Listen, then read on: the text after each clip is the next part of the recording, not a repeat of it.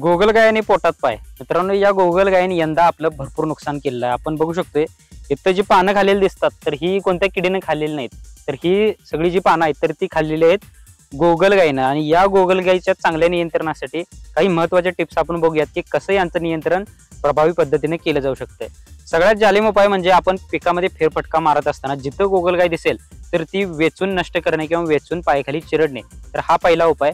दुसरं म्हणजे तुमचं कोणतंही पीक असते, जर का पिकामध्ये गोगलगायी जास्त असतील तर तिथं सापळा पीक म्हणून तुम्ही झेंडूचा वापर करू शकता. या झेंडूकडे गोगलगायी मोठ्या प्रमाणात आकर्षित होतात. रासायनिक नियंत्रणामध्ये आपण शेतामध्ये फेरिक फॉस्फेट किंवा मेटॅडलच्या गोळ्या टाकून या गोगलगायींना नियंत्रित सुद्धा करू शकतो. यासोबत तुम्हाला जर का गोगलगायी पिकामध्ये दिसायला लागल्या तर यावेळेस तुम्हाला काय करायचंय, गोनपाट घ्यायचा आहे.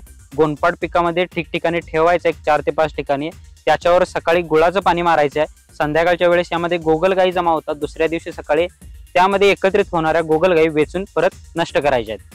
गोनपाटाऐवजी तुम्ही भाताच्या धसकाटांचा सुद्धा उपयोग करू शकताय. जर का तुम्हाला फवारणीच करायची असेल तर कडुलिंब किंवा एरंड या वनस्पतींचा अर्क काढून त्याची फवारणी करू शकताय.